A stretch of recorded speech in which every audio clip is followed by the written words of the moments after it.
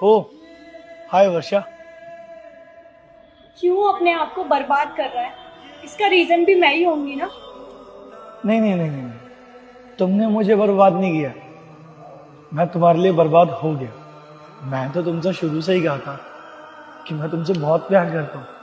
मैंने जो भी किया तुम्हारे लिए, सही या गलत जो भी किया, सब कुछ तुम्हारे लिए किया। अब प्यार नहीं मिला तो कोई बात नहीं, प्यार से बढ़कर नफरत जो है।